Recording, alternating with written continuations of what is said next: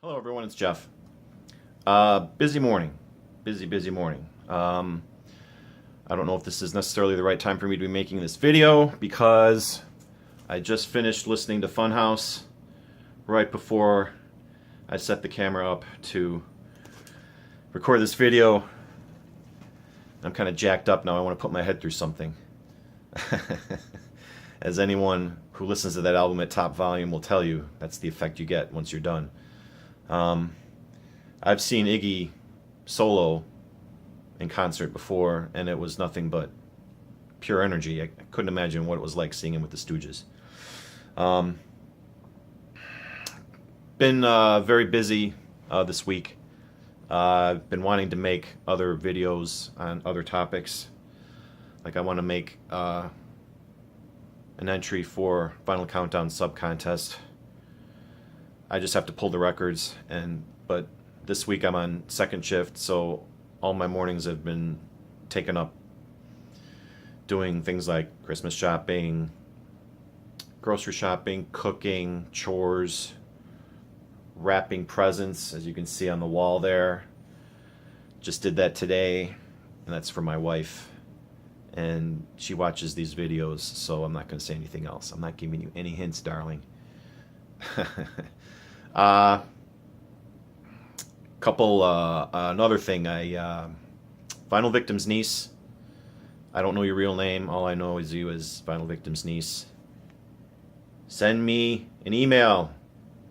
Send me your address. I still have to pull that turntable out of storage. That's on my list of things to do this week. I'm hoping maybe tomorrow to do it and just to go over it and make sure everything works, and it should.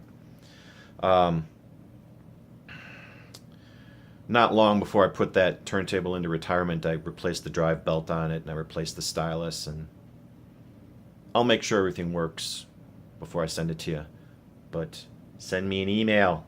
You. Talking to you. This is the ultimate VCLT. What's better than getting a turntable to play and use over and over? I think I probably misspoke when I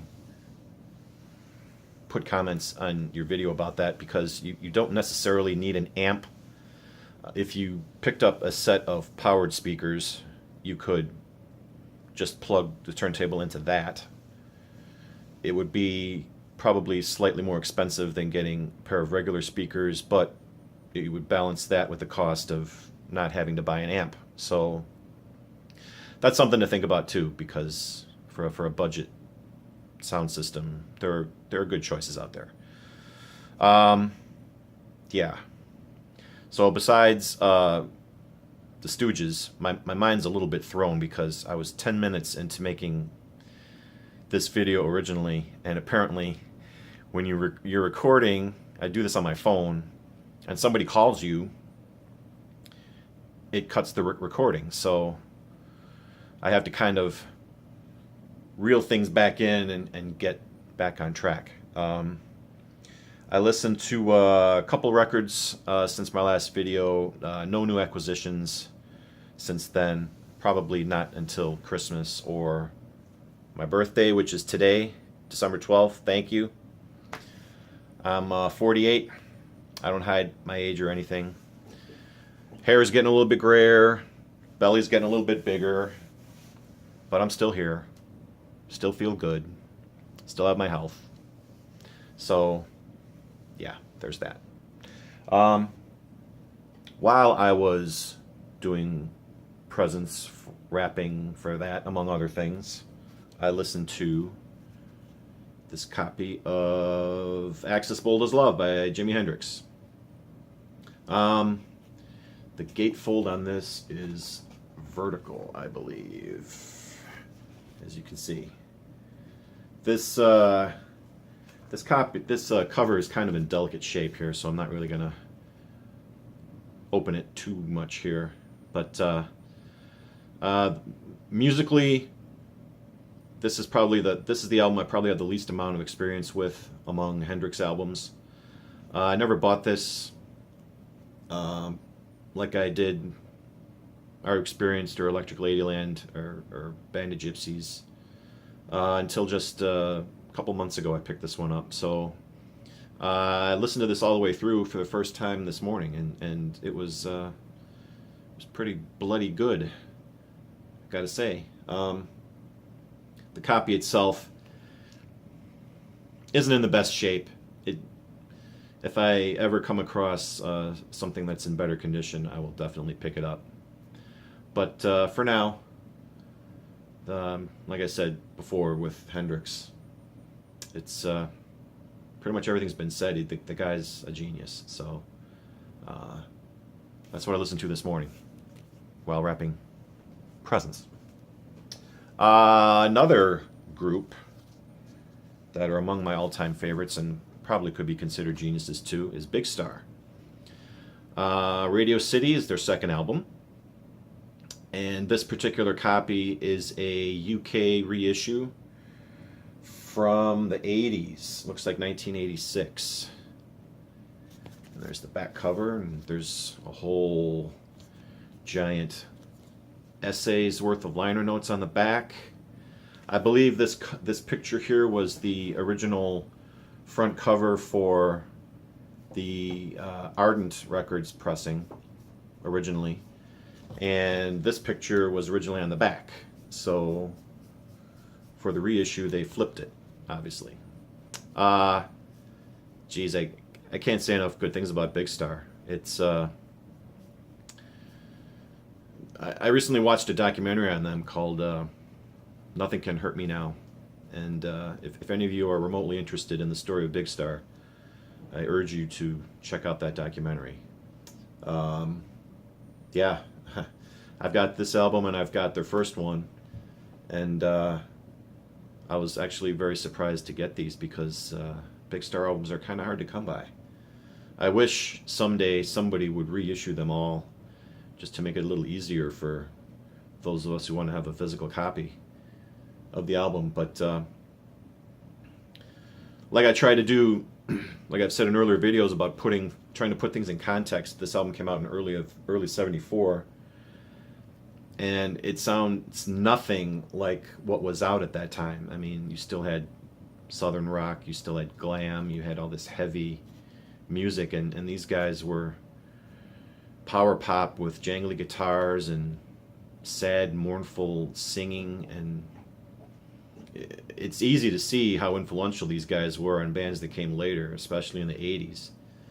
But I can't say enough good things about Big Star. I'll be listening to this stuff till the day I die too. Yeah, someday I'll get their third album and the Chris Bell solo album too. But yeah, I love Big Star. They're the best. The best! Another thing that I found out that's pretty darn cool too is the Dave Brubeck Quartet. This is actually a 6i Columbia pressing, which I was surprised to find. And it holds up pretty well. I mean, there's some background noise to it, but it plays pretty good still. And this was Trudy Johnson's record.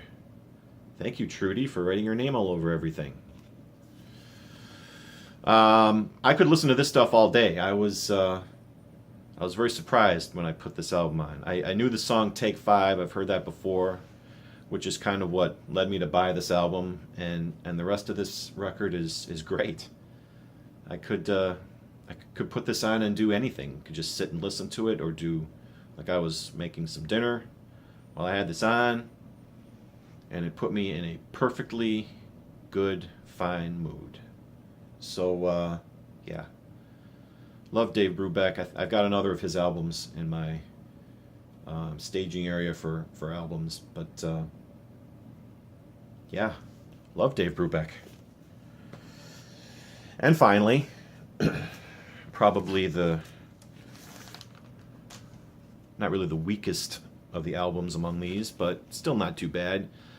Caribou by Elton John. What's on here? The Bitch Is Back and Don't Let the Sun Go Down on Me are the hits off of this record.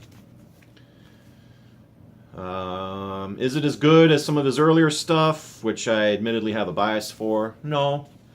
But it's still a decent listen. I mean, I'm pretty partial to early Elton John. You know, the 11-17-70 album, Tumbleweed Connection, Honky Chateau, Goodbye Yellow Brick Road, stuff like that. That's more my speed when it comes to Elton John. But this wasn't bad. I mean, it was just okay. Yeah, what can I say? And that's it. Okay, this is actually going to turn out to be a little bit shorter than I expected. Hopefully, I'll be back in a couple of days, maybe with a couple of contest entries and whatever else. Wow, this feels very disjointed. Okay, I'm going to cut it off here, quit while I'm ahead. Thank you for watching. Thank you for liking, commenting, subscribing. And yeah, I'll talk to you guys soon. Take care.